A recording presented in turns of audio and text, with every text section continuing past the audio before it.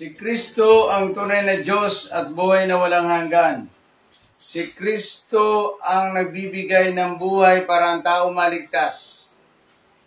4 na P ang kailangan ng tao upang pumasok sa langit. 4 na P. Sabi niya dito sa Mateo chapter 28, verse 18 to 20.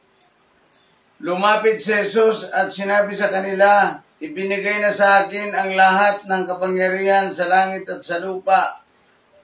Kaya tumayo kayo at gawin ninyo mga alagad ko ang lahat ng bansa.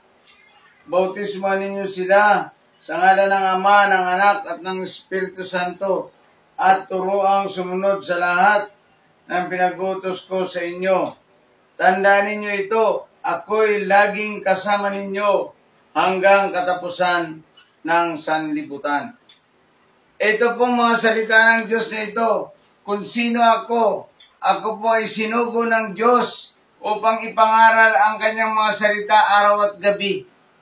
Ako'y sinugo ng Diyos upang sa programang ito ay ipangaral sa inyo na mayroong nakalaan sa mga taong nagsisisi at tumatalikod sa kasalanan at tinatanggap si Kristo bilang Panginoon at tagapagligtas. May nakalaan ang Diyos ng buhay na walang hanggan doon sa langit na kasama ng Panginoong Jesucristo.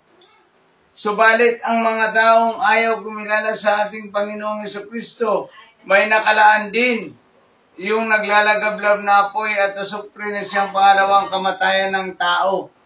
Lahat ng tao ay pupunta sa naglalagablab na apoy kung hindi magsisisi at tatalikod sa kasalanan. Sabi ng Panginoong Jesucristo, ibinigay na sa akin ang kapangyarihan mula sa langit at ganoon din sa lupa at sa kailailaliman ng tubig.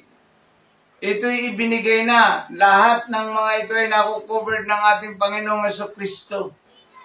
Kaya ngayong umaga, sikapin ninyong magsisi sa inyong mga kasalanan at tanggapin si Kristo bilang Panginoon at tagapagligtas ng ating buhay upang kayo ay maligtas. Ito ang minimithi ng Diyos, dakilang minimithi ng Diyos na ang lahat ng tao ay maligtas at hindi mapahamak sa naglalagablab na apoy ng impyerno. Kaya sabi niya dito, ibinigay na sa akin ang lahat ng kapangyarihan. Kaya humayo kayo, ipangaral ninyo ang mga salita ng Diyos. Ito ang dahilan kung bakit ipinapangaral natin ang salita ng Diyos sa umagang ito, sa umaga, araw at gabi.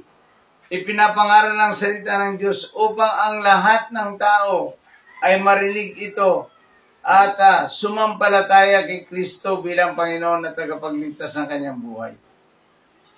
Kaya ngayon po, inahamon ko kayo, magsisi kayo at talikuran ng kasalanan at tanggapin si Kristo. Ngayong narinig ninyo ang mga salita ng Diyos, tanggapin ninyo si Kristo bilang Panginoon at tagapagligtas. Maliligtas po kayong lahat. Purihin ang Panginoon sa umagang ito. 4 na P ang kailangan ng tao para pumasok sa langit. 4 na P ang susi papunta sa langit. Maraming salamat po. Purihin ang Panginoong Jesucristo.